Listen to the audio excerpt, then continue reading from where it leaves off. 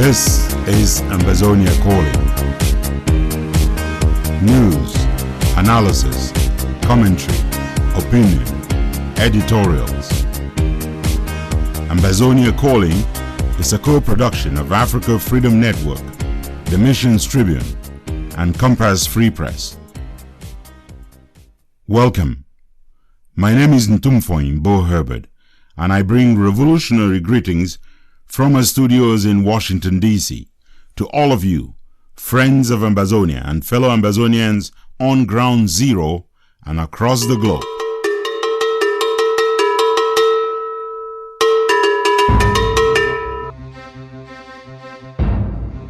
There's been another fire explosion at the Limbe oil refinery.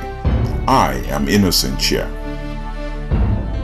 The situation of Sonora in some ways can be compared to the British occupation of the Falkland Islands in Argentina.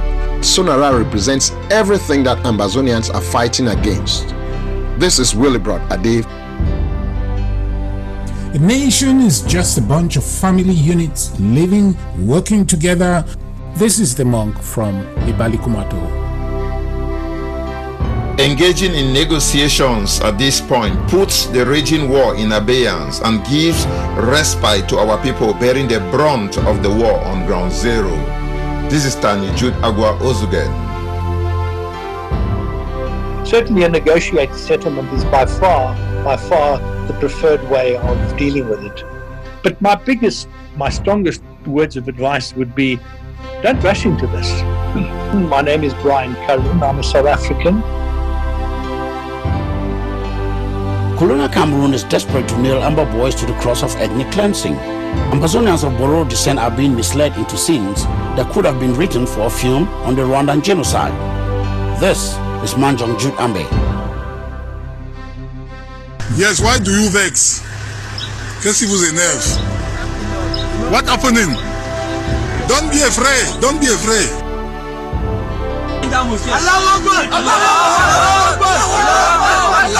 Yes.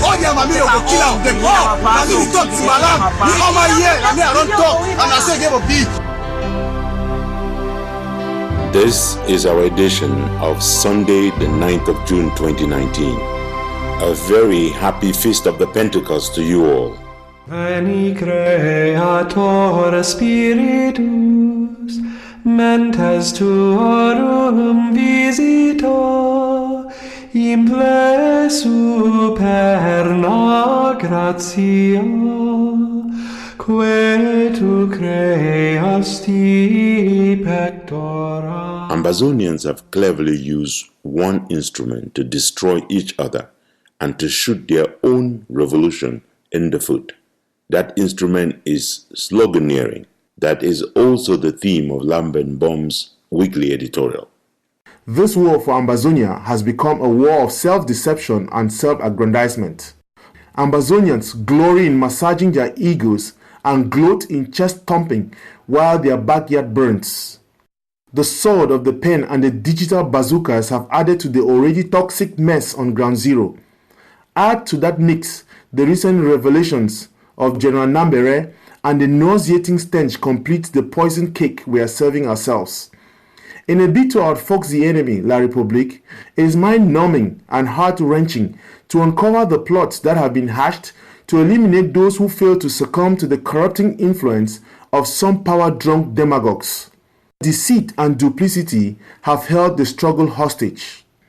One facet of this has been sloganeering, an area where Ambazonians have demonstrated unrivaled expertise. Slogans have become our stock in trade. You remember the force of argument and not the argument of force of the SCNC? A poignant political philosophy that lost its relevance and became sterile in the face of wanton provocation by the colonizer, and so many bought into the block by block, rooftop by rooftop. Where them dey, wata na wata. These are supposed to be rallying cries that excite the base and unify around a common agenda. These slogans are great and serve as hypnotic mechanisms and propellants of actions. Yet, we must all agree that some have availed of these to divide us and thus have done a great disservice. The current paralysis orchestrated by the so-called interim government is a very sad but predictable turn of events. When well-minded and well-intentioned persons raised their voices against the subterfuge, many people came out swinging. The smart ones came up with the excuse, "We are in a revolution." This became the excuse for every malfeasance. Then when opposing forces increased, these folks doubled down and the new slogan became, "It is the people's government," as if the critics were not people themselves. As voices grew louder and strident, a new catchphrase came up, "The IG is an institution." But one must ask, when and how did this contraption become an institution? Now the new catchphrase is, "Independence now, politics later." And this from people actively engaged in politicking. The question of independence is an inherently political game. How can we not fall in love with the phrase, Ambazonia first? It is not Ground Zero first, then Diaspora later. It is not Sako now, then Ayoktabe later. It is not Ayaba now, then Akwanga later. It is and should only be Ambazonia first. It is a sense of Ambazonian nationalism that we must eat, drink, and breathe daily. We must give each other the benefit of doubt, never letting the guard off. It is action time. We have made many mistakes, and that was to be expected. The question is, have we learned from those mistakes? This is not time to score cheap political points that do not advance Ambazonia an inch. Our words and actions must have one guiding principle. How does this help free and liberate Ambazonia? Our words and actions must rhyme with the beautiful words of the anthem. Hail, hail, hail this land of glory. We, the Ambazonians, pledge our loyalty, not to any group, persons, or ideas, but to Mother Ambazonia. Unless we rise above the petty tribalistic, nativist, and parochial cleavages that we have erected to suit and deceive ourselves, we subdue Ambazonia that has this far defied the law of gravity, rising to fall no more, to actually fall. History teaches us in the Holy Book that when such conflicts tore through the community in Corinth, and people each proclaimed, "I am for Paul," and others, "I am for Silas," Paul offered a strident correction, important for us too. When you were baptized, in whose name were you baptized? Let our now famous slogan, "This is a God-ordained struggle," not be another deceptive tool to get so-called pastors to continue to scam us. I am first and foremost an Ambazonian. If you are for Ambazonia, show me what you are doing. Each of us must examine our favorite slogan and ask why that jives. As for me, I cannot cease saying, "Where them dey, wata na wata." This is Lambert Mbom for Ambazonia Calling. What Cameroon has done to us, I want you never to forget. The pain they have brought to bear on this generation, I want you never to forget.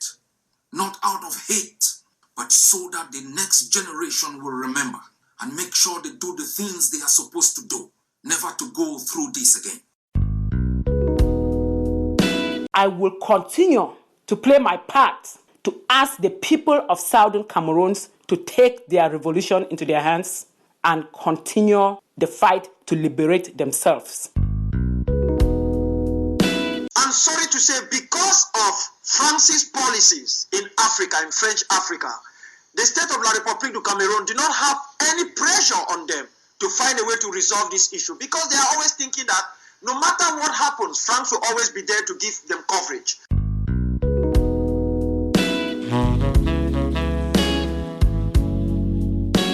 Still ahead in this edition, we have The Devil Unmasked with Professor Emmanuel Tatamenta. We have a winner of the Nyamfuka of the Week. And we are not done until you have heard our letter to Joshua.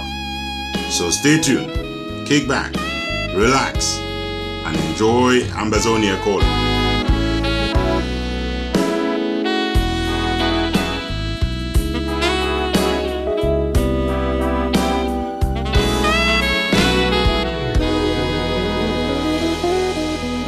This is a very special edition of Ambazonia Calling. We've got two segments of The Devil Unmasked later in this show. In the first part, we go into the broad definitions of terminologies like dialogue, negotiations, facilitation of negotiations or dialogue, mediation, what those roles are. So we go into those broad terminologies and what they mean in an initial segment. During the second segment of the program, we delve into the issues that are specific to Ambazonia and whether or not we are ready for these negotiations that are beckoning on us right now. It's all coming up later in this show, and we've got an expert who's worked all around the world on these issues. Don't go away. This is the experience of Amba people when the flames of freedom found by truth light up the hearts of the children. There is a fire on the mountain, fire on the mountain. There is a fire on the mountain, fire on the mountain. Run, run, bring some water. Run, run, run, run. Run, run, bring some water. Run, run, run, run. Let us go right away to the first part of our news wrap-up for the week. Here's Ntumfoyn. Sonara encore en flamme. Sonara de bon, Sonara de bon. Wow, wow, wow, wow. A video purporting another fire explosion at the Limbe National Oil Refinery has yet to be authenticated. The alleged fire, June 8th, comes exactly a week and 1 day after a devastating fire engulfed and decimated the main distillation column at the refinery, headquartered in Ambazonia's southern zone town of Limbe. Tout le bac A14, A10 est en train de se mietter là, c'est grave. La chaleur arrive jusqu'où je suis là présentement. Whereas colonial government officials have denied any correlation between the fire explosions and armed groups claiming the damage, Saturday's explosion has given rise to another theory, that it is just one more event in a series of synchronized explosions. Wow, ça c'est grave. Sonara est à terre. Nous sommes en danger, vraiment. Many political pundits and social scientists argue that it is because of the discovery of oil and other natural resources in southern Cameroon after the English had auctioned it off that the French in Cameroon organized a fake plebiscite in 1972, abrogating the federal constitution and ushering in Ahidjo's centrist platform that set out to erode southern Cameroonian values and to assimilate her people. It has been 100 days and counting since the February decision of the Abuja High Court in Nigeria for the return and release of the Naira 10 leaders of Ambazonia that have been incarcerated in the dungeons of Colonial Yaoundé since January 2018. The decision, which also called for reparations from the government of Nigeria, included 47 other less-known Ambazonians that were equally renditioned to Cameroon by Nigeria between late 2017 and early 2018. Pressure groups are pushing for an implementation of the Abuja decision. The Ambazonian Governing Council is celebrating a 6-point July 6th resolution by the Basque Parliament, an autonomous community in northern Spain. The resolution comes denouncing and condemning human rights violations by the Biya regime, expressing solidarity and support to victims and close relatives of the humanitarian tragedy, calling for necessary dialogue and negotiations between the parties, exhorting Ambazonia armed groups and the Cameroon government to cease fire and terminate all hostilities, encouraging the government of Yaoundé and opposition leaders to embrace and continue in the path of dialogue, calling on the Basque and Spanish institutions, the European Union, the African Union to become involved in a negotiated solution that is viable and permanent to end the bloodbath. The resolution comes on the heels of a visit last March by a high-level delegation of the Ambazonian Governing Council headed by Dr. Julius Nyi. Meantime, sources are purporting that the executive president of the Ambazonia Governing Council, Dr. Lucas Ayabacho, has been meeting with some foreign leaders. No more details have been given. The Southern Cameroon's Liberation Council, SCLC, has issued a statement clarifying that they are not currently engaged in any form of mediated negotiations, informal or formal, with the Republic of Cameroon in the presence of any organization or organizations whatsoever.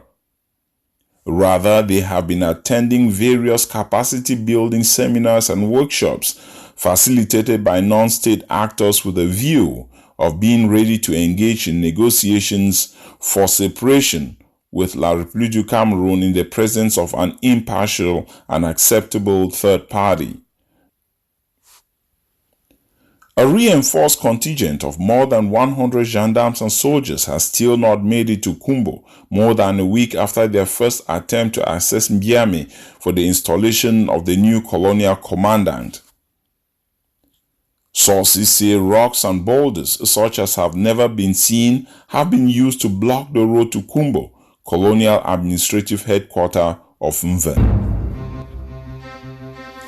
You are listening to Ambazonia Calling, your space for educated news analysis, informed opinions and commentary towards the recognition of a free, independent Ambazonia. I am Innocentsia. Stay with us.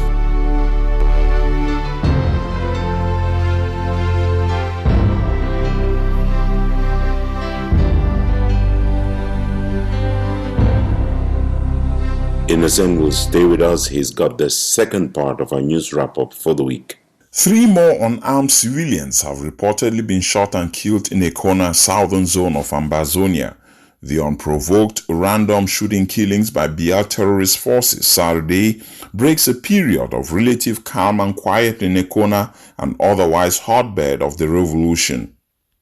A most biased report calling for dialogue as opposed to mediation or arbitration has been produced by the Center for Human Rights and Democracy in Africa, CHRDA, and the Raoul Wallenberg Center for Human Rights, RWCHR.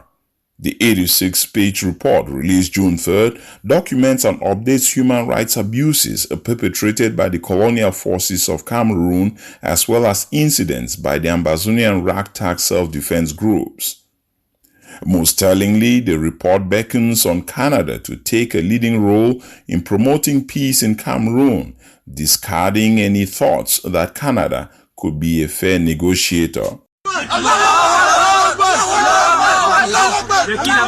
Les Bororo ont mis le feu partout pour se venger parce qu'ils ont perdu déjà trop de leurs membres tués par les Boy. Ils ont donc décidé de se venger. Outrage and disbelief still inhabit the villages of Naikom and Waindo, Menchum State in the northern zone of Ambazonia, where their fawns remain homeless after their palaces were gutted out by arson fire executed by young, misguided and coaxed Fulani boys.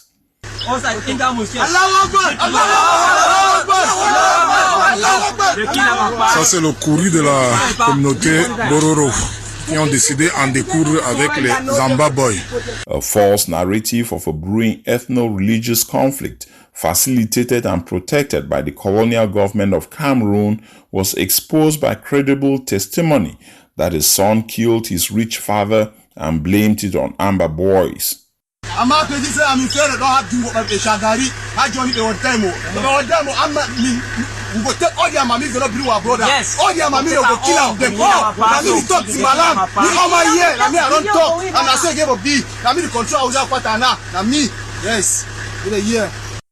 At least 3 people lost their lives, with some hanging by the thread between life and death as they suffer from severe burns. Ça c'est quoi ça?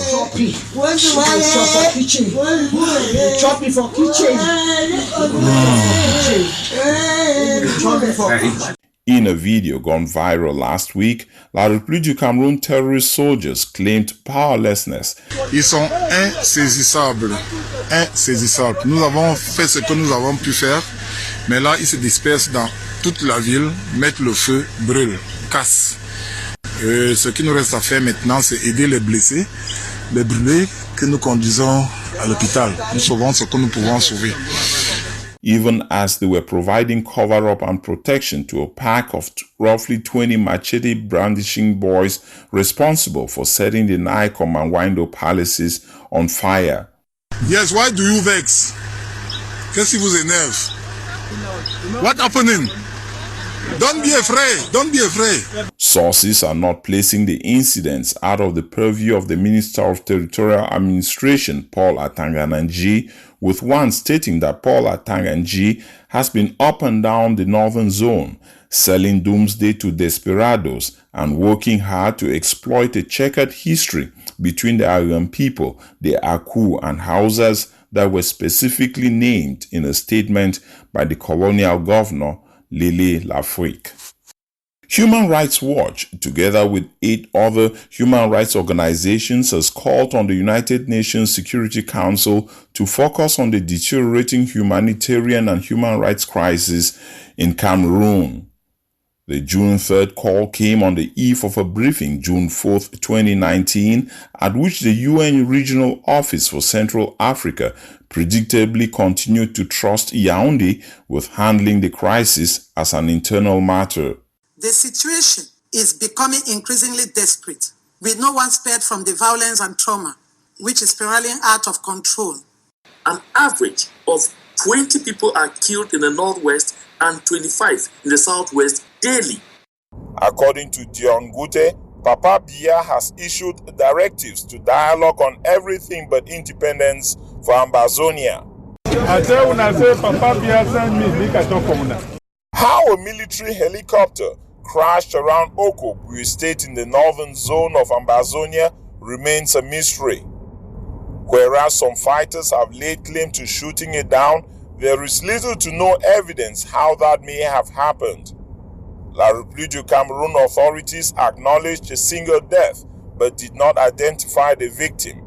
They also revealed that local authorities were on board but did not confirm whether officials were among the injured.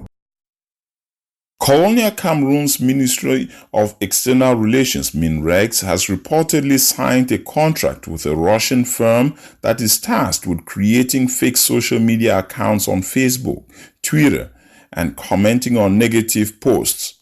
According to Prince Fonchanje of CNN News, the fake accounts aim at destroying public solidarity and weakening the struggle by dividing opinion on social media.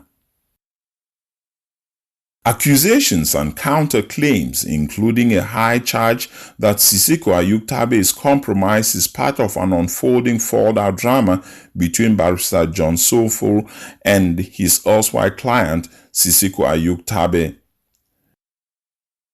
Barrister So, currently in the United States, has dismissed accusations that any revelations or insinuations he is making against Sisiko Ayuktabe are vengeful and stem from the fact that Ayuktabe fired him from the defense team.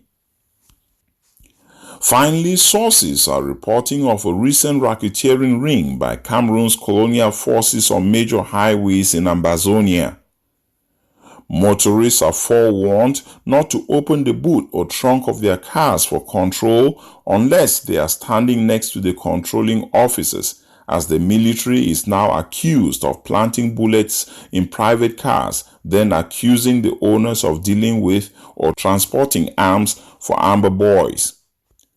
Barretta News reported knowing the cases of 3 victims, with one paying as much as $500,000 to secure his release. I am Innocent Chia from Ambazonia calling. Jean-Yves Le Drian, le ministre français des Affaires étrangères, préoccupé par la situation zone anglophone au Cameroun. For the first time this week and officially, the French government expressed discontent with the role that the colonial governor of the French province of Cameroon is playing. Mr. Biya is under fire coming from the Quai d'Orsay, the French Foreign Ministry, and according to the Quai d'Orsay, Paris is envisaging action in unison with the United Nations. They're speaking about going to New York to seek action to force Mr. Biya to address the issues in Ambazonia from a political point of view, not pursue the military offensive that has led to deaths and a growing humanitarian crisis in the territory. Et nous poursuivons nos efforts, en particulier à Bruxelles et à New York, pour convaincre le gouvernement camerounais de prendre des initiatives pour aller vers un règlement politique durable de la crise. This at least is the position as stated officially by the French on Radio France International.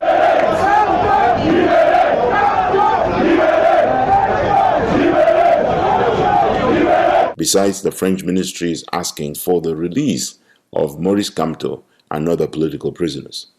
Le patron du Quai d'Orsay a également précisé que le président français était mobilisé pour tenter d'obtenir la libération de l'opposant Maurice Kamto, emprisonné depuis le mois de février. Since the days of John the Baptist, the kingdom of God suffered violence. Let the violent one takes it by force. Show on the ground king. Boom. You the cry, about what the cry. Don't tire, about what why. Women are the crying, crying. We are the crying, crying. About what they crying, crying. We the crying. Not free me, women are the crying, crying. We are the crying, crying. We the crying. Not free me, women are the crying, crying. We are the crying, crying. We the crying. Not free me. Sick and tired of this, like Republic, una free. Aman go today inside, pay you know the free. We president on the side say all man of yay. Grand ambition, fuck that slogan, no yay. Presido, the pay jaga jaga.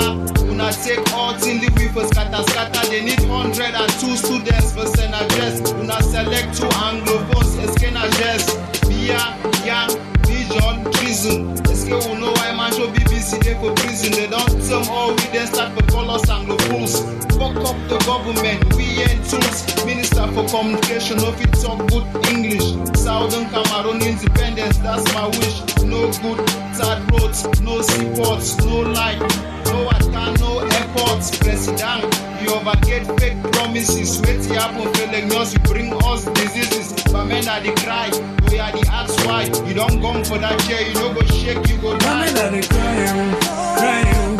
We are the crying, crying. About what they crying, crying. We the crying. Not free me, women are the crying, crying.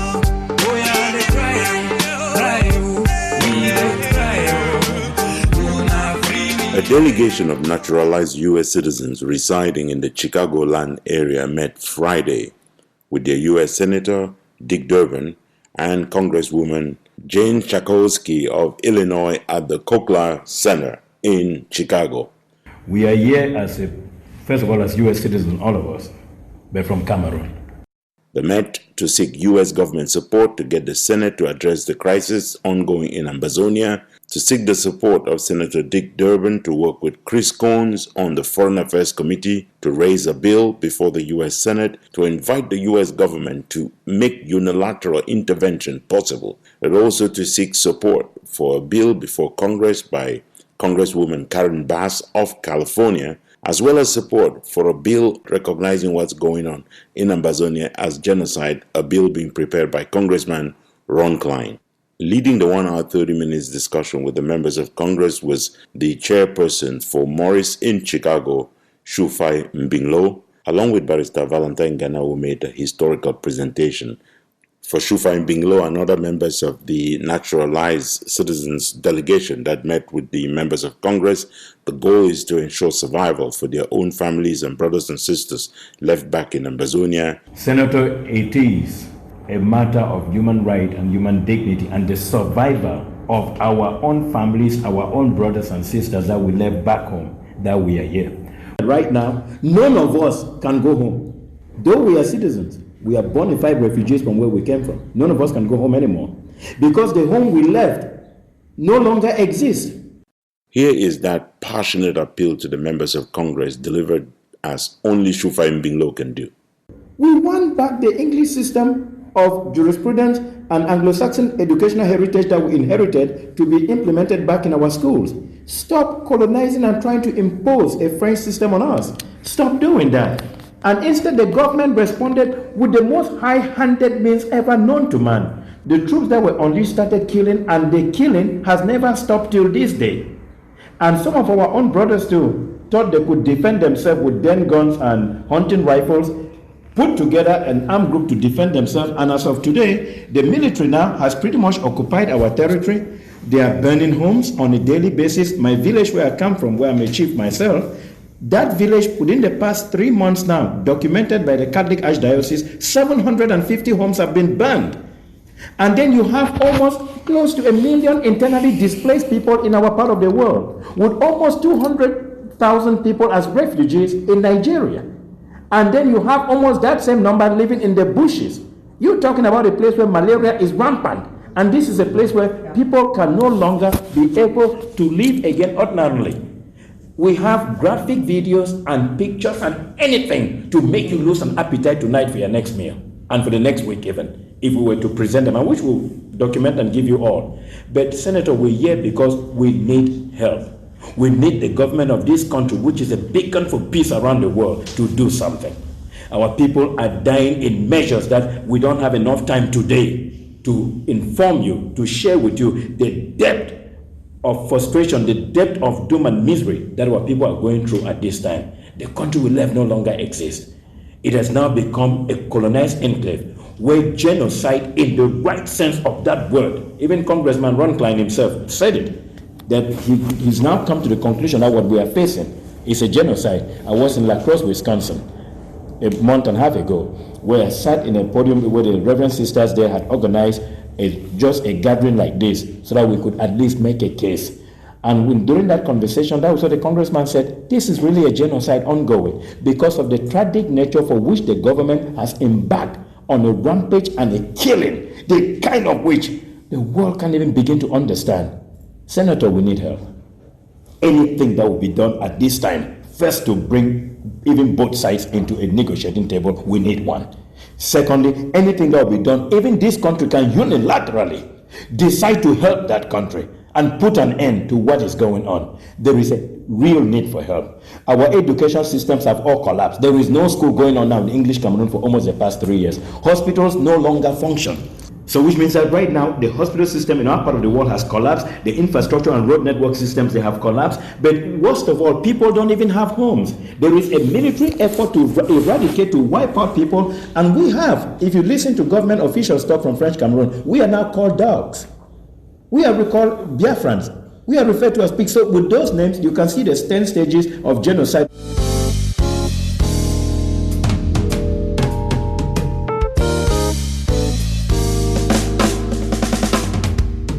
Welcome to our special interview segment, The Devil Unmasked, The Truth Out.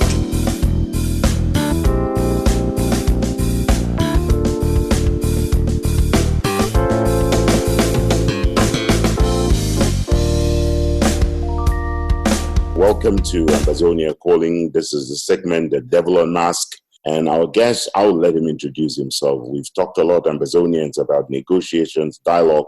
We've got an expert today to talk to us about it. Someone who's been around, has done this, has gone to many conflict areas and has helped people involved in conflict to get to a negotiated settlement.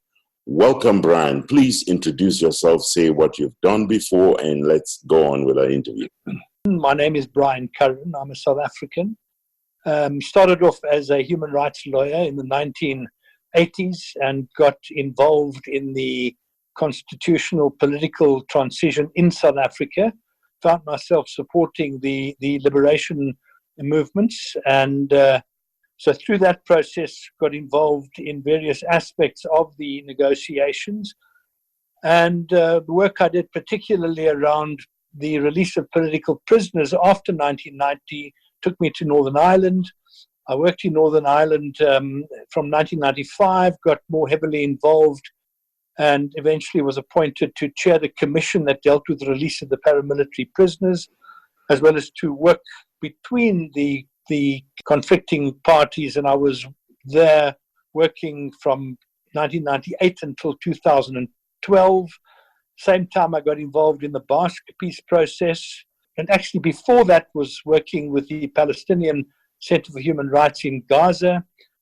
More recently, I worked with the FARC during their negotiations whilst in Cuba, advising them particularly on the whole question of disarmament. I also worked in Madagascar with the President Ravalomanana, who was deposed in a coup, and there was heavily involved in the SADC-led mediation process. Done quite a bit of work in different African countries, worked with the elders from Ethiopia, did some work in Namibia as well. So I've done quite a bit of work around political transformation and obviously negotiations. Thank you very much. Let's start off by making some distinctions. There is a distinction between a dialogue and a negotiation. Could you clarify that for our people? Dialogue very often is something which parties in conflict begin to have. Often it's informal, it's not structured, it's trying to build a little bit of trust, trying to get to know one another. Very often it's sort of informally facilitated. Sometimes it even happens quietly and secretly when certain leaders within groups begin to engage with one another in dialogue, trying to build some level of trust. Negotiations is a much more formal, structured process where both sides perceive the need and the opportunity and the preference to begin to engage formally in a negotiation process with a view to trying to find a negotiated settlement and outcome. And obviously, if one is going to go into negotiations, then there needs to be a huge amount of preparation, because very often the hard work happens prior to the actual negotiations on either side, working separately, consulting with their experts, setting up structures, ensuring that there are proper channels of communication. It's critical, obviously, that negotiators are in constant communication and have channels with which they can use in order to get mandates, to feed back to their constituents, and so on. So negotiation is a very formal structure when parties are now sitting down seriously trying to find a negotiated resolution to a conflict. Speak to us a bit also about the role of a mediator in negotiations and how they're different from the negotiators for both sides. Very often one finds that parties will go into negotiations, and those negotiations would be chaired or facilitated by an independent facilitator. For example, in Northern Ireland, Senator Mitchell was brought in as a person who facilitated the negotiations between the conflicting parties. A mediator plays a much more active role than what a facilitator does. Mediation is more structured. The mediator is more inclined to get involved, to meet with parties, sometimes separately, trying to build trust also between the mediator and the parties, trying to identify levels of potential movement between the parties, but working separately and then bringing them together at appropriate moments and managing the process in a much more sort of interactive way and an intrusive way sometimes than what a person who facilitates negotiation would do. The facilitator of a negotiation is, in a way, a bit like a chairperson, where, that chair doesn't necessarily express opinions. All the chair does, the facilitator does, is to try and manage the negotiation process. I would like for us to make one more distinction. A mediator, could that be imposed by one side? Would it be someone who must be accepted by both sides? How does that come about? Yeah, well, that's a good question. And in a way, the same relates to a person who is facilitating, chairing negotiations. In the same way as with a mediator, that person has to be trusted by both sides.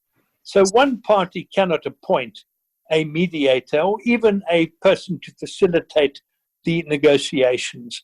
It has to be an agreed person which both parties commit to. Now, sometimes it's not possible because, you know, the parties disagree and they can't agree even on a mediator. And when that happens, one can then get third parties to well, you could have a process where the parties agree on how a mediator is selected.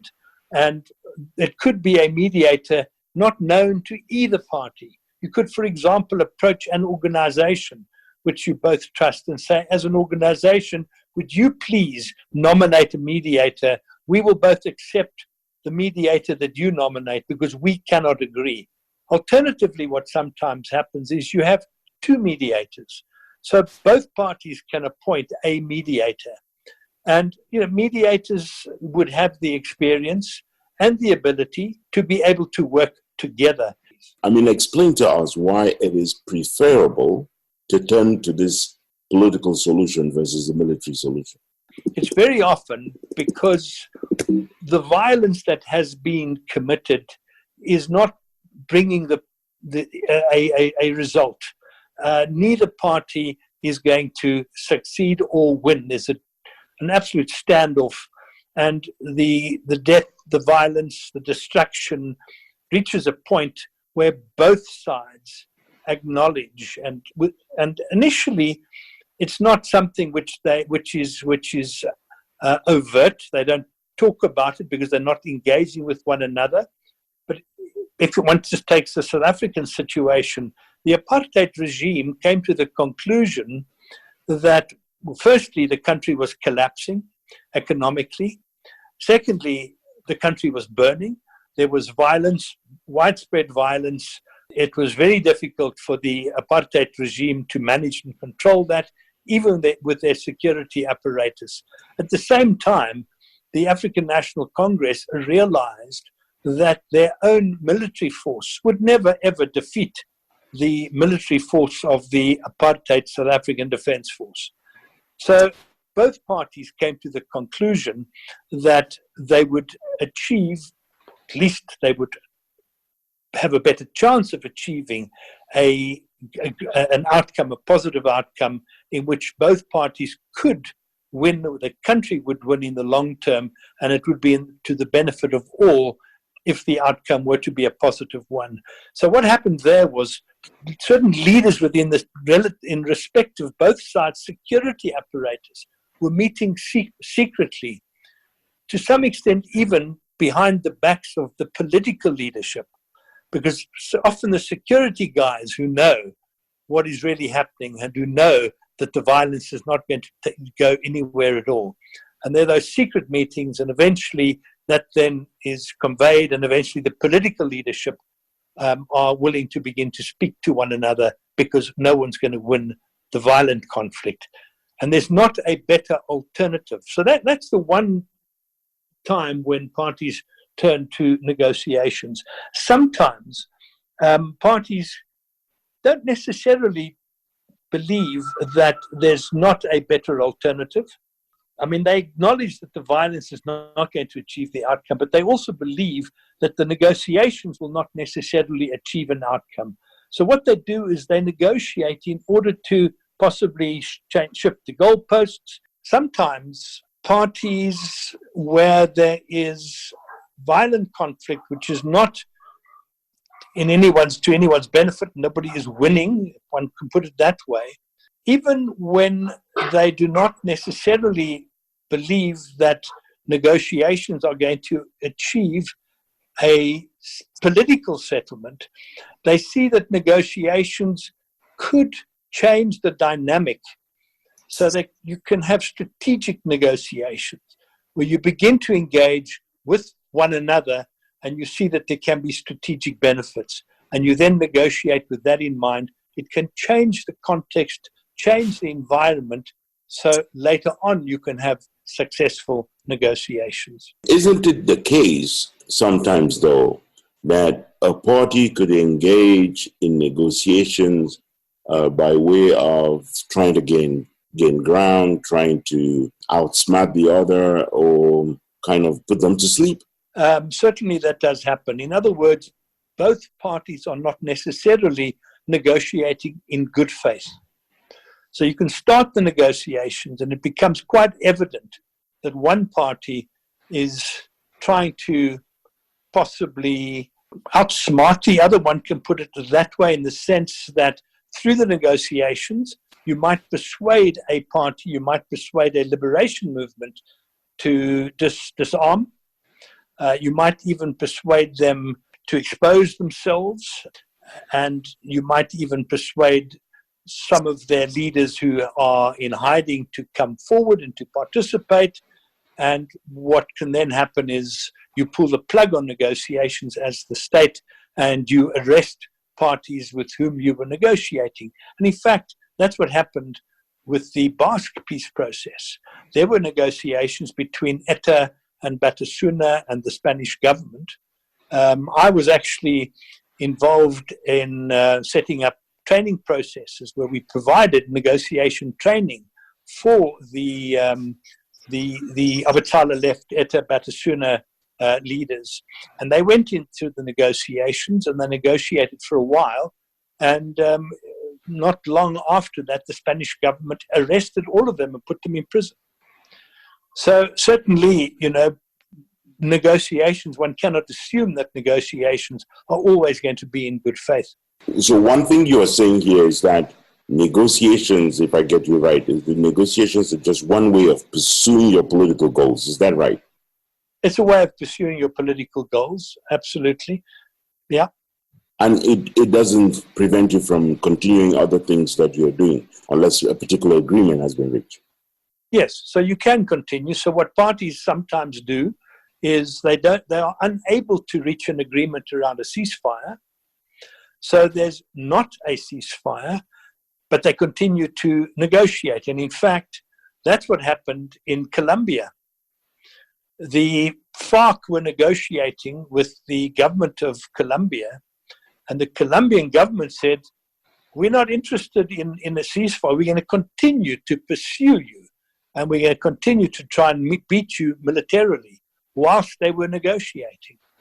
So, you know, these things can happen at the same time, and it all depends on the power of the parties and what they're able to agree to. Sometimes the parties just do not agree to a ceasefire because it's not in both their interests to have a ceasefire. We will return very shortly with the second part of our interview with Brian. That second part focuses on some of the details about Ambazonia.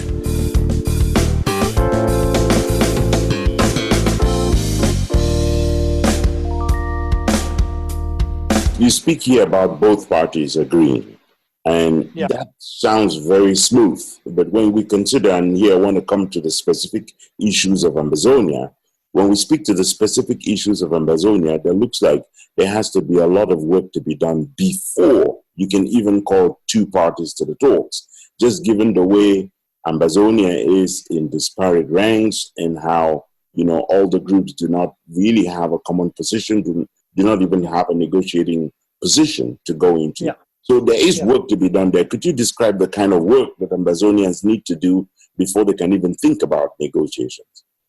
Yeah, well, there is a huge amount of work that needs to be done. As you mentioned, there are a number of opposition groups, and I mean, interestingly, I mean, many of them are pursuing independence as a political objective, but there are others that are looking to try and find a solution within federalism.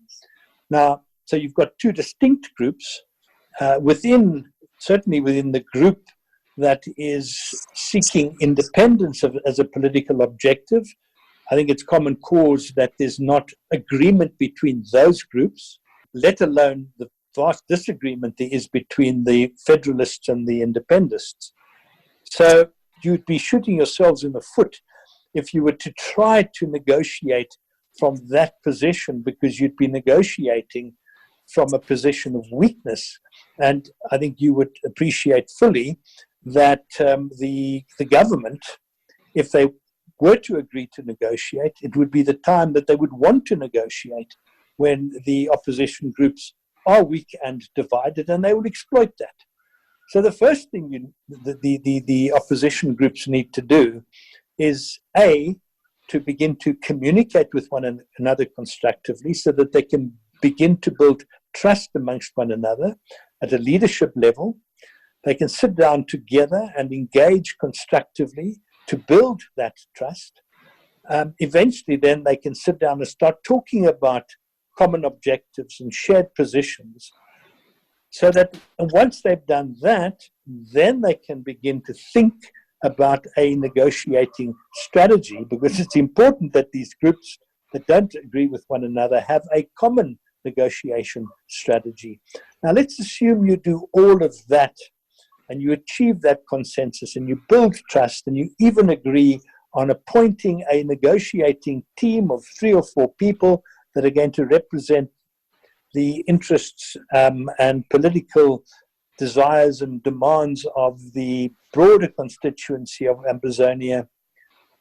How do we know that the government on the other side is ready and going to be willing to negotiate? Well, you don't. And you don't even know whether they are going to, if they say they're going to negotiate, whether they're going to negotiate in good faith. So whilst you're busy doing your own work, you also need to be lobbying and working with the international community, because the international community can put pressure on the leadership, political leadership of La Republique to engage constructively in negotiations. So that environment has to be ripe as well, and there needs to be that political will on that side, on the side of the government of Cameroon, to negotiate in good faith. And there I really do believe the international community can play a very, very important role in putting pressure on the government of Cameroon to negotiating in good faith. But you've got to be ready for that yourselves. And having said all of that, even when you've got your negotiating team, as I mentioned earlier on, you've got to make sure that you've got all the structures around you, and you also have an environment which enables you to be able to work together intelligently in a structured way, where you have all the infrastructure that you need to be able to negotiate in a structured and successful manner. And obviously, governments are more powerful, they're cohesive, they can abuse processes, they can set parties up to fail, they can do all sorts of things which weaken, and that's what they try to do. And I think history has shown that is very often the case. History tells us that a time arrives when a government realizes that there is no alternative but to good faith, constructive engagement, and that's when the iron is hot. One needs to strike and enter into the negotiations at that point in time. You're talking there about the window of opportunity. It's a tiny window. It opens and it closes. It could close very fast. So people don't have the luxury of deciding when they would be willing to negotiate. They have to go in when that window opens. Speak to us about examples around the world that you've been involved with or you've studied where the groups missed that opportunity. They missed that window for negotiations, or they gambled on winning military victory and live to regret, or did not even live to regret.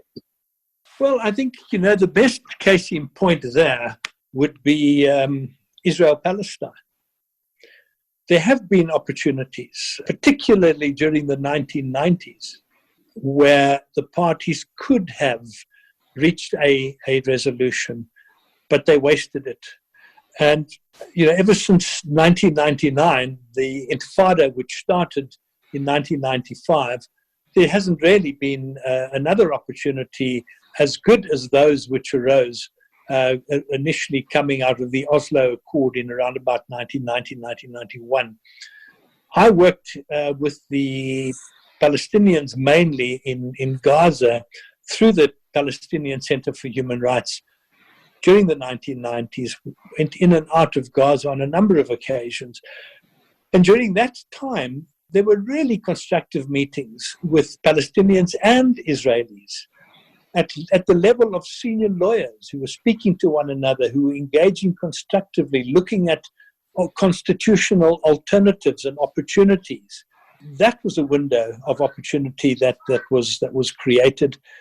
The window was lost. It was, and once that went, as a consequence of what happened in 1999, it hasn't really ever opened again. It's just got worse and worse. So, clearly, I think the lesson one needs to learn from there is one needs to use those windows of opportunity. And just that reminded me of how important leadership is. It is absolutely critical that one has leadership and quality leadership on both sides. Where there has been successful political negotiations, very often it's because of the quality of leadership that is on both sides. Leaders who have got the ingredients and the characteristics of sound leadership, and they are then able to drive the process through. So when you identify that you've got leaders of that nature, one needs to make the most of it. We usually have in the situation of Ambazonia, among all the groups, everyone claiming that they have the competence to do this. Do you think everyone has got the competence to go into negotiations? No, definitely not. I mean, I think not everybody is a skilled negotiator. It takes a particular type of person with a particular temperament to be a skilled negotiator. One has to be a good listener. One has to be someone who is able to build bridges. If one just takes, for example, and obviously not everybody agrees on what the characteristics are of a good negotiator.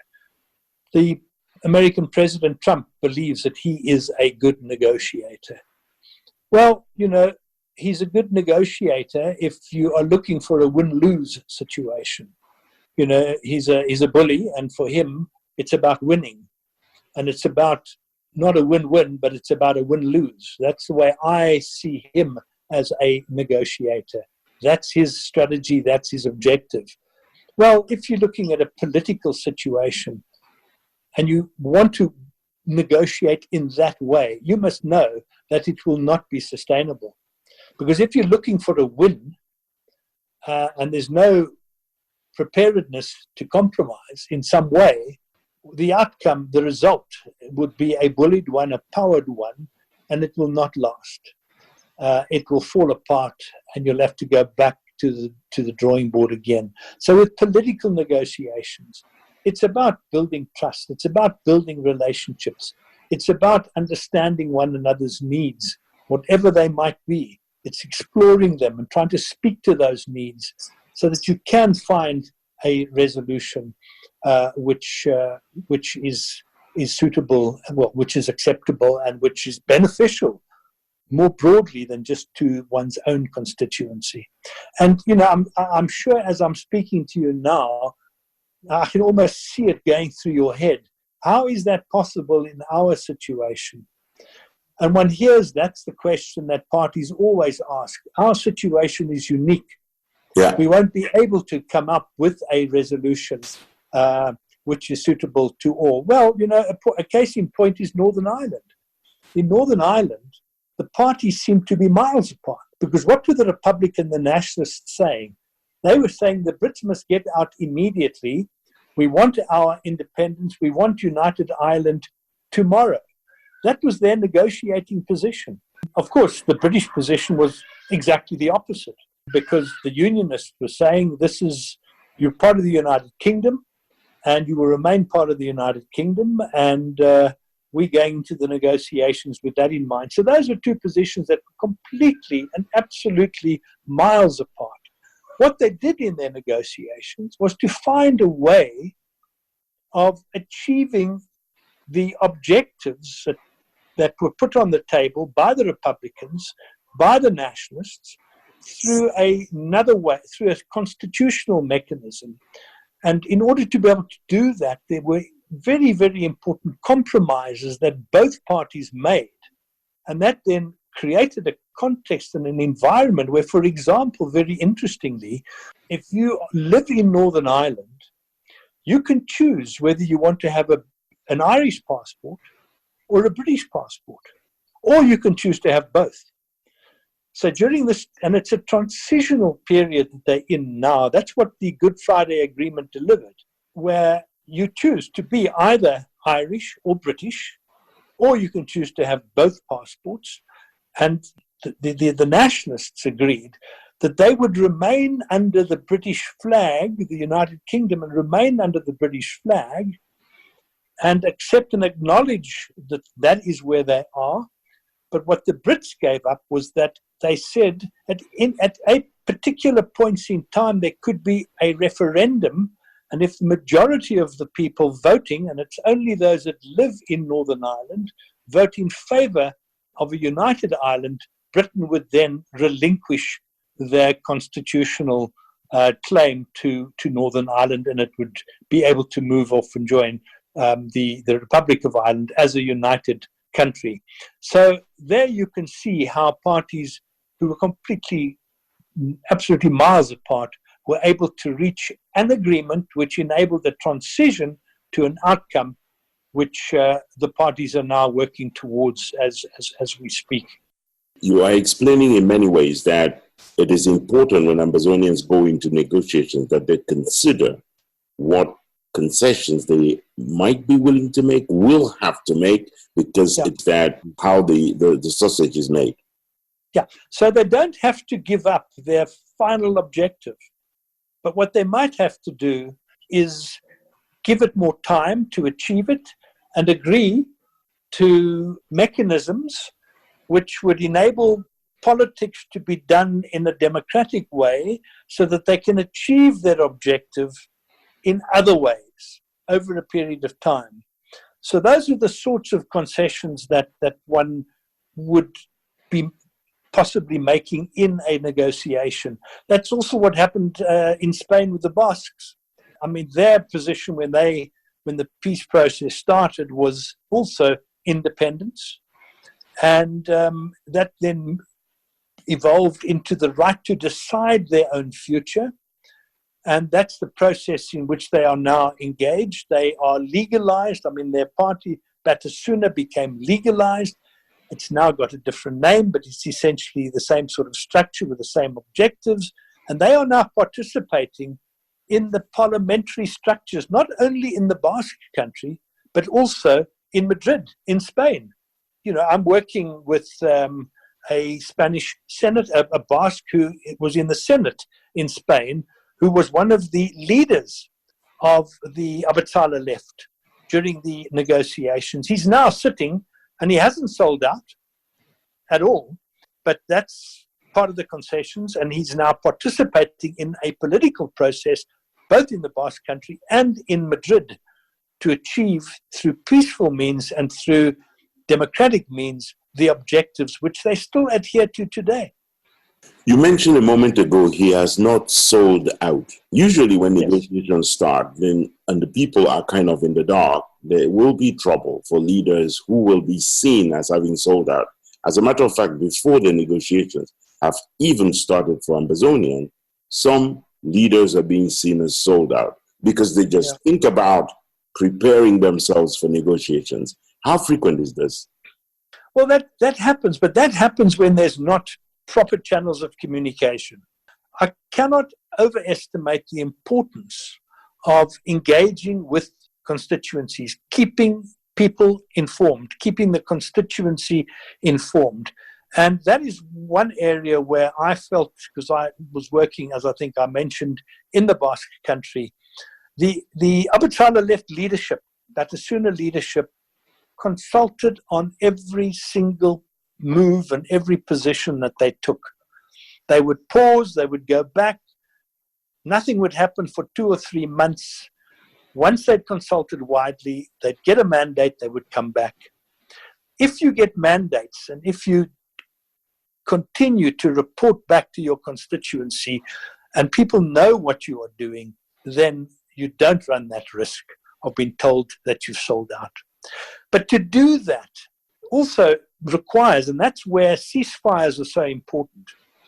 And even sometimes, in order to achieve that, it's necessary to bring in the United Nations or other peacekeepers so that there can be a peaceful environment, so that there's a total ceasefire from both sides, so that political leadership is able to return and be in the country, protected against prosecution, and able then to consult thoroughly and properly with the constituency. And that's where the media is so important, because people need to be able to read about what is happening. But if you're going to start a negotiation process when the leaders are all in exile and they're not able to communicate with their people, you must know that then there's going to be a perception that people are selling, that there could be a perception that people are selling out.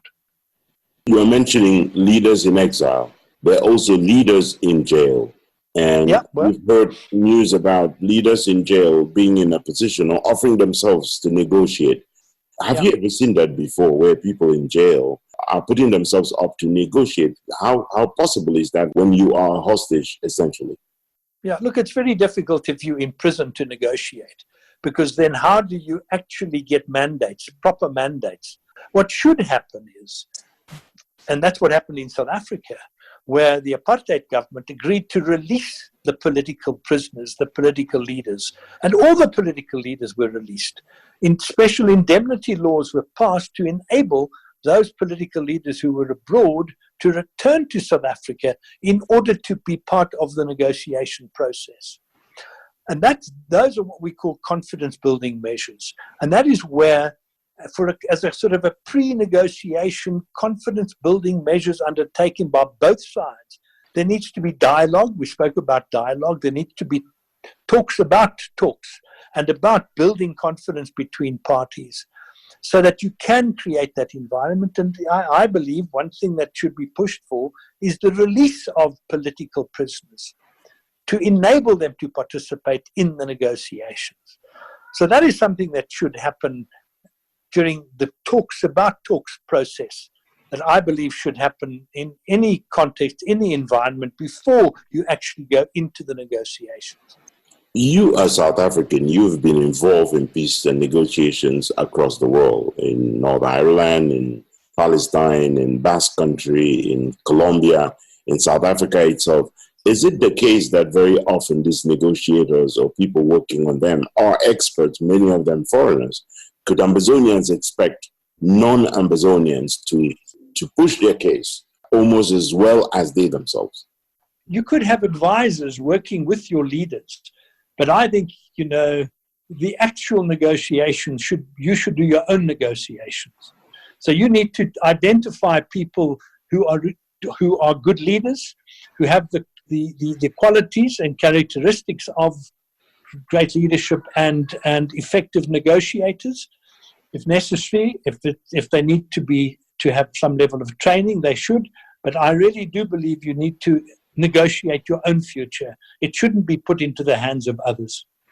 Others can facilitate or mediate, but you need to negotiate yourselves. We've run this interview longer than ever, and I could keep you here forever, Brian. There's a wealth of knowledge.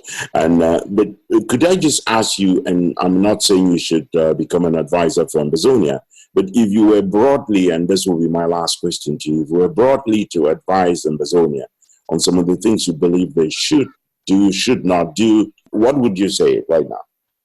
The first thing is they should not rush into negotiations. They must make sure that they are ready to negotiate. And we've already spoken about what that means. And certainly what it means in the first instance, that the leaders and the groups are able to work together. Because if you don't, I promise you, your divisions will be exploited. There's no doubt about that at all. So just in terms of your negotiating team and structure, you need to speak with one voice. You mean also people who are in Ambazonia today pushing for federalism? the Ambazonians have to get a way of working with these people so that we can achieve a goal. You mean that as well? Well, I mean, I think your negotiations need to be inclusive. So as much as I know that there's really bad blood between the independentists and the federalists, you need to be talking to one another, because at the end of the day, they're going to be there. And if you're not talking to them, the government's going to talk to them, and the government will try and do a deal with them. I think you really do need to start talking to everybody, because that's the only alternative, really. So there's much preparation work that needs to happen, just in terms of building relationships and trust and trying to be inclusive. And that we haven't spoken at all then about positions and timing and all the other structures that I spoke about. But my biggest, I think probably my strongest words of advice would be, don't rush into this. Don't go in until you're absolutely ready. Because you also need to be able to set agendas and not allow the state to set the agenda all the time. And that's what they can do, because they're more powerful. So there needs to be a leveling of the playing fields, which is a sort of typical piece of terminology that is used in this space. And I can get back to the international community. The international community can help to level those playing fields, both by providing support on the one side, but on the other hand, putting pressure, so that you know, the leadership of the government of Cameroon realize that they've got lots to lose if they do not enter into good faith negotiations. Thank you very much, Brian. Could I ask for one more favor? I know this is going to be a most interesting topic. I can predict that we are going to come back to you again. We're going to want you to speak to our people again to help explain some of these issues. I know that the more in-depth things have not been touched, but could we come back to you at some point? Yeah, of course you can. Yeah, thank you very much, Brian. Thank you very much. Good. Enjoy your day, and thank you for building a beautiful South Africa out of those negotiations. We look forward to a beautiful Ambazonia. Nice to chat, Herbert. All the best. Thank you. All the best. Cheers. Bye. Bye-bye.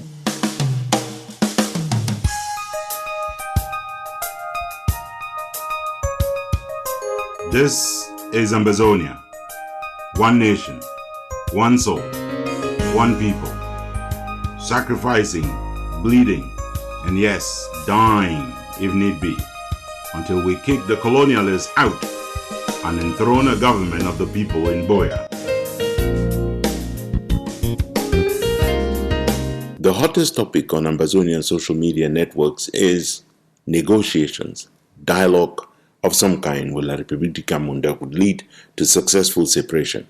But as Jude Agua Ozugen argues in the following paper, laying the groundwork, building the capacity necessary to become effective negotiators when we finally confront La République du Cameroun is a job that must begin right now. Here's Tanya Jude Agua Ozugen. The conflict in Ambazonia will ultimately end up in negotiations at some point, and Ambazonia must take both ownership of the process and the necessary dispositions to guard against a raw deal. Former World Bank and Harvard President Larry Summers was right. In the history of the world, nobody ever washed a rental car. People really care only about what they own, and without those in conflict actually investing themselves in the need for an agreement, there won't be one. Engaging in negotiations at this point puts the raging war in abeyance and gives respite to our people bearing the brunt of the war on ground zero. Our beloved nationalists in the dungeons of colonial Cameroon have so far demonstrated an accommodating disposition to negotiations. What the heck is the driving force of the queasiness of some of our people? Is it the cozy confines of our homes in the diaspora that is causing this squeamishness? Is it the fact that we are not the ones sitting at the table?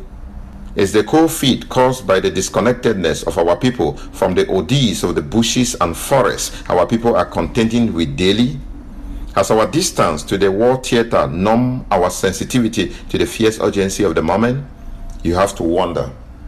We have often fantasized the prospects of having a third party facilitating any talks with colonial Cameroon because the gaps are too wide, the mistrust too deep, and the need for assurances, economic, technical, and security assistance too great to go it alone.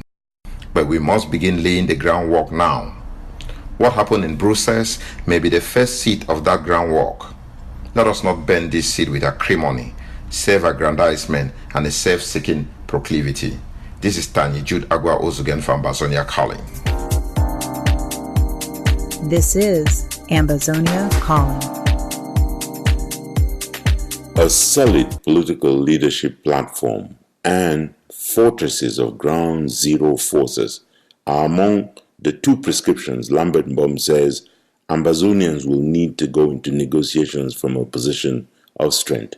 For the first time, La République du Cameroon begins making some overtures and recruits the Swiss government and its ambassador in Yaoundé to broker a peace deal. The wheels of diplomacy are beginning to turn. Biya and his cronies chose such an auspicious time to indicate their willingness to negotiate. Then they worked overtime to drive a wedge between us, pitting us against each other, and are watching gleefully, hoping this division pans out and thanks the diplomatic gains of the Ambazonians. It is not lost on anyone that this could be a ploy by La République to claim that they are ready and Ambazonians are not ready. They chose an auspicious moment when there is a drawn-out leadership tussle in one of the groups calling itself a government. If the interim government were the recognized entity speaking for Ambazonians, it would have been the sole point of reference for the negotiations. We must start smelling the coffee, and rather than continue the many acts of self-destruction, both online and in reality, we must work for a badly needed unity so a common agenda could be hashed out and a common negotiator sought out. The time to unite is now. In fact, it was yesterday. For too long, we have been gathering with the rake and scattering with the shovel. We must beat the sword we are using against each other into plowshares. The game is changing, and talks of dialogue are no longer rife, but rather negotiations. And so read the press release from Brussels after a capacity-building workshop for Ambazonian leaders organized by the European Institute of Peace, which had been preceded by a session in Geneva by the Swiss NGO Center for Humanitarian Dialogue. Contrary to what many have alleged, not out of goodwill, but because of that over-sabi syndrome, and also because they imagined they are the ones who should have been sitting on the table, negotiations have not begun. The conspiracy theories swirling around the Geneva meeting and the Brussels capacity building training are attempts to score cheap political points. Instead of focusing on building the synergy among the leaders, some Ambazonians have shamelessly concentrated on throwing in sand by making outlandish claims against a certain Sali whom they claim is a spy. It is also quite laudable to see the attempts at building a contender force on ground zero by the Ambazonian Defense Forces, ADF. The Ambazonian Defense Forces, like all others seeking unity, must recognize and acknowledge past guilt. We must not seek to push dirt under the rock in a bid to celebrate unity, for the stench and the skeletons will rise to suffocate us. Rather, unity built on trust is crucial. There has been a lot of bad blood drawn between the leaders, especially through their surrogates on social media, and goodwill is not good enough to overcome the hurt and bitterness. To be able to negotiate from a position of strength, Ambazonians must build fortresses of self-defense units on ground zero and a real leadership platform. The recent outing by Reverend Sako Ekome of the interim government group is a scandal and should not repeat itself. He should understand that what is needed now is not grandstanding, but rather a strong and united front, which will serve as a springboard for any negotiations. Lambert Mbom from Ambazonia calling.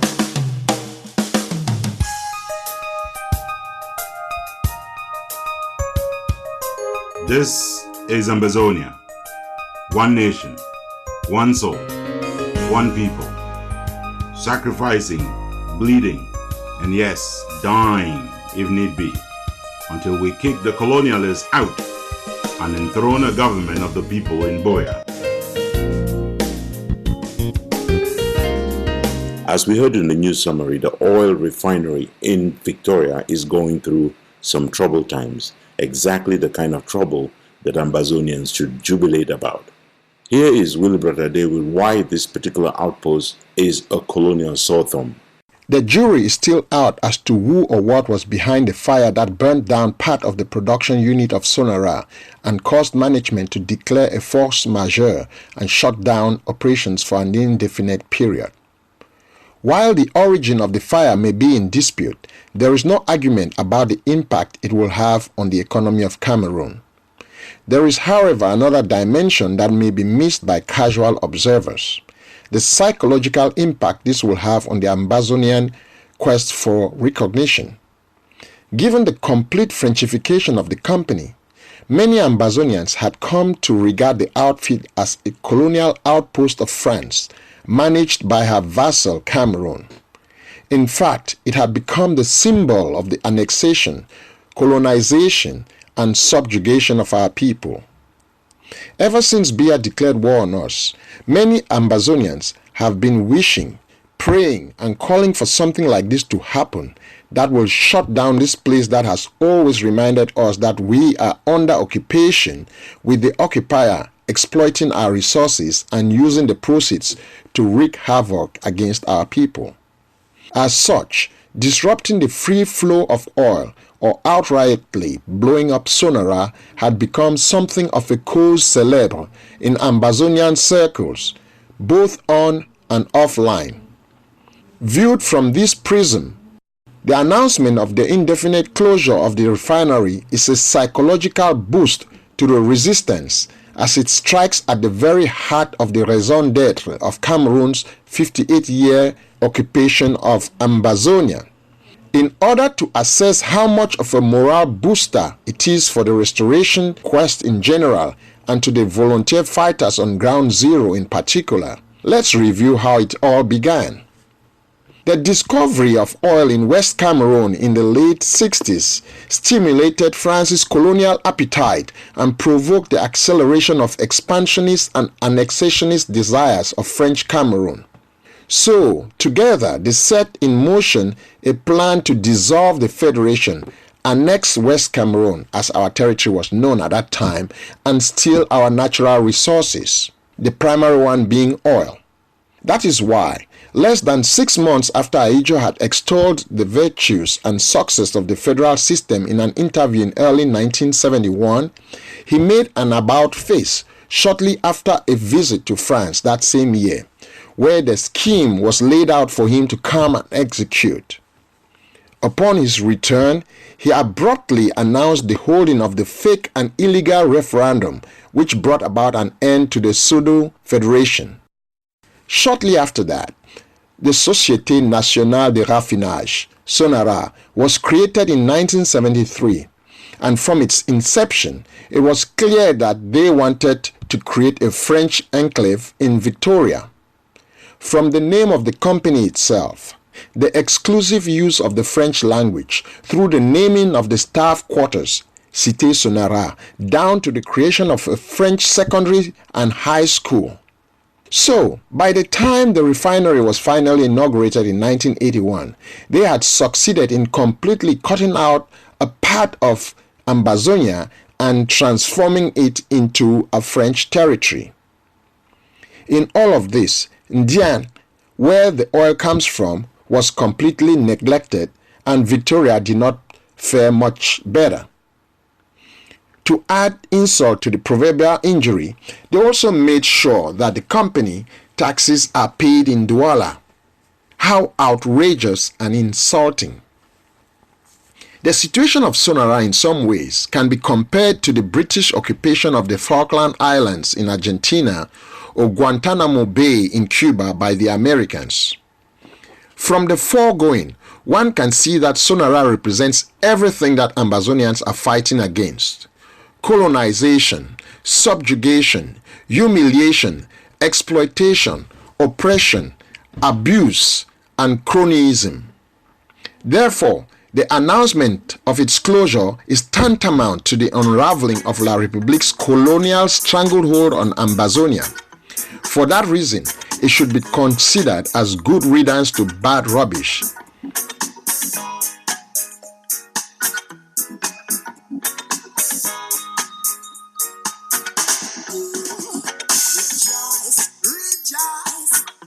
So today, in the words of the band Still Pause, I will chant a psalm for answered prayers.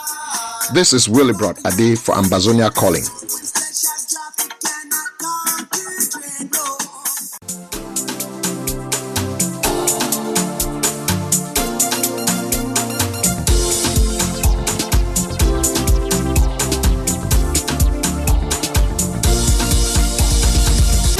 We don't do foolish, but when there are capital fools out there, we make it our duty to find them, and every week we crown one of them the Nyamfuka of the Week. Veronique Vetimfe has got a rundown of the kings and queens of foolish for this week. Finishing in third place this week are members of the Ambazonia Calling editorial and technical team. Listeners of the show have been left without proper and timely explanations on the late publication and missed editions of the program. While it is true that Ambazonia Calling is not funded as some other outlets, and all contributors are volunteers working on pro bono basis, yet listeners deserve to know when the show is delayed or cannot be produced. The one good thing that has come out of this unfortunate situation is the donation by James Song to help Ambazonia Calling team solve the computer glitch problem we faced. Thank you, Bobby James Song. Once more, it is the Ambazonia editorial and technical team that leaves the third place finish for the crown of shame, the Nyamfuka of the Week. Nyamfuka them all. In the position of runners-up is the colonial governor, appointed by Biya to lord it over Ambazonia's northern zone. After calling for investigations to determine the cause of the fires in Alachu, Lele Lafrique mourned more than the bereaved by offering to see the victims of arson in Bororo villages as deserving of some form of compensation. The same colonialist has said not a word about the over 200 non-Bororo villages razed to the ground so far, for selectively picking which Ambazonians deserve compassion or compensation and which deserves nothing. Lele Lafrique is this week's runners-up finisher for the crown of shame, the Nyamfuka of the Week. Nyamfuka them all. Winning the trophy for foolishness this week are the Biya occupation forces who escorted, protected and filmed Bororo youngsters as they slaughtered non-Bororo natives in Womb. The videos show the Bororo using machetes to take vengeance on other Ambazonians. The vengeance seekers are allowed by the colonial forces to brandish cutlasses and to use the same to slaughter other non-Bororo villagers, while the colonialists stand by and watch. The troops, for example, seem to enjoy seeing Ambazonians with third and fourth degree burns answering questions on what happened to them instead of being allowed to head to a hospital. Both the Bororo youngsters, silly enough to allow themselves to be filmed by colonial forces, and the soldiers escorting them, have created the video that a future special tribunal will need to nail the criminals. The colonial forces and the Bororo militia are this week's winners of the crown of shame, the Nyamfuka of the Week. Them all. This is Veronique Vetimfe for Ambazonia Calling.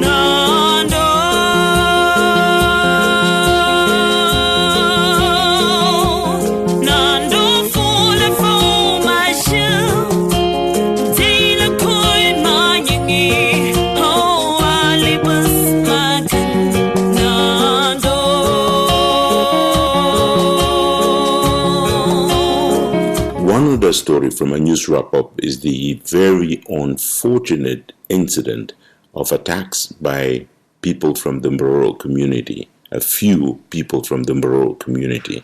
It is important in doing our analysis here at Ambazonia Calling to distinguish that this is not typical behavior of any community in Ambazonia, Mbororo or non-Mbororo. And this is a group of few individuals manipulated by the regime, as Barrister Manjong Jutambe now reports. Last Friday, the colonial governor of the Northwest, Lele Afrique, pretended to be castigating alleged violations by secessionist fighters in the Legnos resettlement area in MENCHUM state. According to his claim, about 40 houses were torched, the population violently abused and tortured, their livestock slaughtered and property looted. On behalf of Colonial Yaoundé, Lele Afrique extended sympathy to their victims and instructed investigations be opened immediately. His divisional officers are to identify victims, assess their bodily and property losses, as well as humanitarian needs. Fast forward to this past Tuesday's statement by Lele Afrique on the attack on Ambazonians by the Bororo gang of Atang and Jipor. You will be left wondering what porridge these guys are feeding on. Per the colonial governor, Ambazonians of non-Bororo descent are less human, did not suffer any bodily and or property losses, and had absolutely no humanitarian needs worth catering for. If the contrast, in reaction to both incidences, sounds like music to your ears, don't think you are losing it, for you are not alone. Who's not yet been revolted by the videos on social media of matches swinging and Allah Akbar crying Fulanis, purportedly from MENCHUM, manufacturing outrage and unleashing carnage a la Janjaweed on innocent Ambazonians? The videos, shot by colonial forces who double as escorts for the hoodlums, show them torching homes. They show citizens butchered like cattle and many burned alive by their Bororo attackers. These heinous crimes unfolding under the watchful and gleeful supervision of colonial forces who, instead of intervening by firing in the air to disperse the rioters and protect the victims, spend their time encouraging and videotaping the carnage for onward dissemination. To use the colonizers' own language, this is what their criminal code calls non-assistance à personne en danger. One must wonder who these Allah Akbar roaring Bororos are and why they benefited from the protection of the colonial army. It is easy to see who wants the people of Wum and of Ambazonia massacred. If the colonial soldiers were the professionals that their annexationist bosses claim they are, they would have broken up the riots. If the Bororos were not on the same team as the colonialists, the so-called security forces would have done to them what we know for sure they would have done to Amba boys had they been out and about shouting Watana Wata, brandishing spears, machetes and den guns while asking to draw blood. The Bororos were granted permission and provided security cover as they massacred non-Bororos, the same way supporters of the BR regime can stage a demonstration to sing his praises, but no dissident voices can be allowed to enjoy the same rights. The videos from MENCHUM show the extent to which Atang and Jipor has graduated to a higher level of genocidal criminal. They've always wanted killer gangs set up like the Janjaweed in Darfur and death squads like the Hutu Interahamwe in Rwanda. Finally, Atang and Jipor found enough criminal ignoramuses to join him and be filmed while perpetrating massacre and arson. Think about it. Only a Nyamfuka 3 times over would let themselves be filmed while committing murder and other war crimes. Again, Manjong, we need to make the distinction that this is a handful of people manipulated by the regime. Could you say clearly what the message is from Ambazonia Calling in covering this story? Here at Ambazonia Calling, we want to remind all Ambazonians that the vast majority of Ambazonians of Bororo descent are good, peace-loving people. They are united with other Ambazonians in seeking justice and independence for Ambazonia. They've lived with their brothers and sisters peacefully for decades, and it takes the manipulative arm of the colonizer to try to suggest to the world that Amba fighters have targeted a particular ethnic group. So far, Ambazonians of non-Bororo descent have done the right thing by refusing to engage in the eye for an eye and tooth for a tooth fight that La Republique is desperate to manufacture. Nothing would please them more than to report to the world an uprising of Ambazonians of non-Bororo descent attacking the minority Bororo and Fulani communities.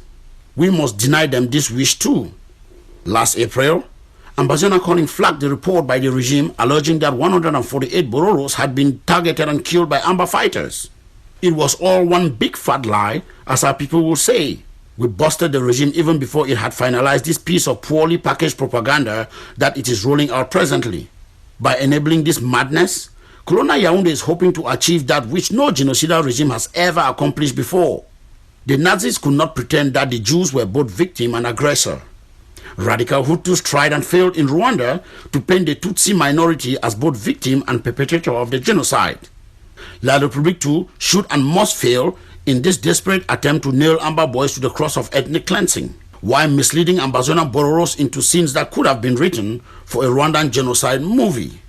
They are using the Bororos to force the narrative that they've always wanted to push, that Amba boys are attacking and slaughtering Ambazonians of Bororo descent even before they've targeted any citizens of the colonial regime.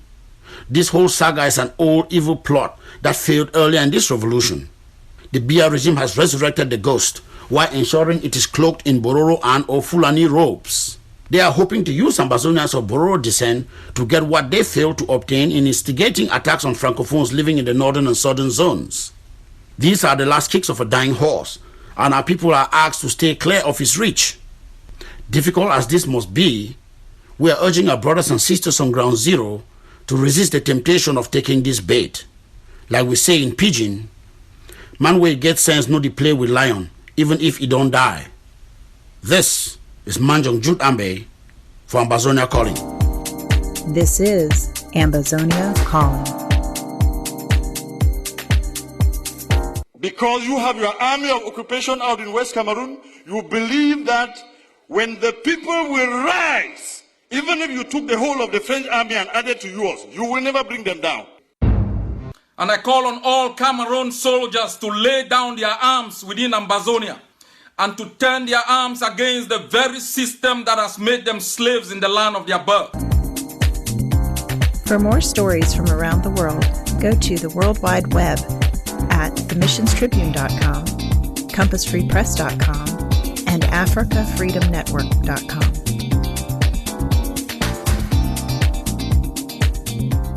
Here is our letter to Joshua.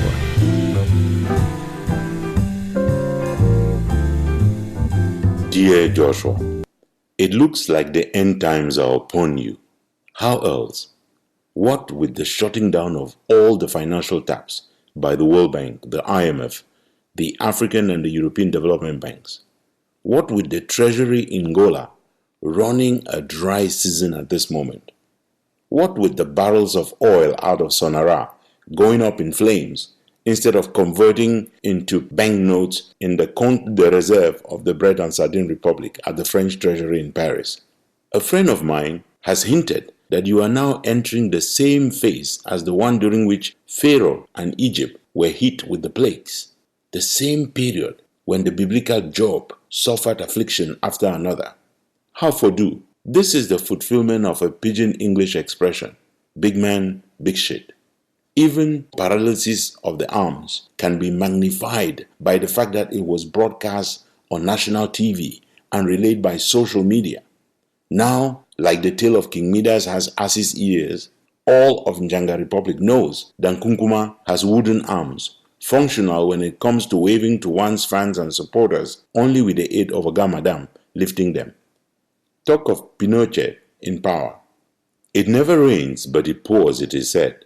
Failure to train firefighters in dealing appropriately with all those fire disasters that have ravaged so many markets across Bread and Sardine Republic ruining the lives of thousands and thousands of poor traders, not covered, obviously, by insurance, and not good enough to benefit from any emergency assistance program from the state, has meant that the disasters reserved for ordinary Cameroonese is now befalling the one-man state. All of that failure, which was meant to hurt the ordinary Cameroonese, is now biting you in the butt, Joshua, with the inability of the fire marshal to handle the inferno that has been ravaging Sonara for now an entire week and plus. What should I tell you on behalf of all those traders whose goods burned down to ashes because you never bothered to have functional fire departments at the markets? Why should I not just say Ashukangongoli? What is good for the poor traders and shopkeepers of the lost in fire markets in Mamfe, Kumba, and Bamenda is good for the trader of oil from Sonara. Na de sikwe do coffee na idi do cocoa. What were you thinking? There is a price to pay for burning down the likes of Mami Happy alive in their homes. There is a price in flames to be paid for refusing to cover the Tiko Wav, where boats can burn in broad daylight without cover, except from fire departments that have to leave Douala along with the water to come into Tiko. There is a price to pay for burning down over 200 villages across Ambazonia. The size and the height, the fury and the baking heat from the flames leaping into the skies with huge pillars of smoke at Sonara are a sign of the kind of fire Satan himself has been instructed by your life to prepare in anticipation of your coming home to the satanic oven. The cry of the many victims in womb, the victims of the state-sponsored acts of arson and terror, burned alive in the manufactured outrage of a few misguided Mbororo youth in womb, the wound rests until Nkunkuma and his supporters pay in the blood of flames. To add salt to injury, the French are no longer willing to disburse in favor of your treasury. Grandson Manu Macron has sent his foreign affairs minister to Radio France International to inform the entire world that he has instructed the Sardina stooge that you are to release from jail the Tontina Kamto from whom you stole the October 2018 ballot. According to the Quai d'Orsay, Manu Macron has even turned to the United Nations in New York, campaigning for a resolution that commandeers you to climb down the military high horse you have been riding in Ambazonia in favor of riding the donkey of a political settlement. That is the same warning shot that France fired when Paris instructed Laurent Gbagbo to quit power in Abidjan, or again, when Paris urged Gaddafi to abdicate for the safety of exile or end up hiding in plain sight in a drainage pipe. There's no escape route left for you now, Joshua. Damned if you step down, damned if you don't. Damned if you put an end to your recolonization war in Ambazonia, damned if you don't. As they say, there are many ways of killing a rat besides the ordinary cutting off of its tail. And here, Joshua, your tail is on the line, and your head as well. From our studios here in Washington, D.C., our producer is Jeff McCoy. Our music today is from Ken Wanaku, the monk from Balikumato, William Ford, an ambassador of blessed memory, Eric Matisse on the web at soundimage.org, and Prince Ajwa Alemanji of Ajam Sonic Kitron, USA. Ambazonia Calling is a joint production of Africa Freedom Network, the Missions Tribune, and Compass Free Press. You can find us on the web at www.themissionstribune.com, www.compassfreepress.com, and www.africafreedomnetwork.com. Next Sunday is another day. Until then, keep the spirit, keep the faith, keep up the fight for justice and independence for Ambazonia. Stay Amba strong.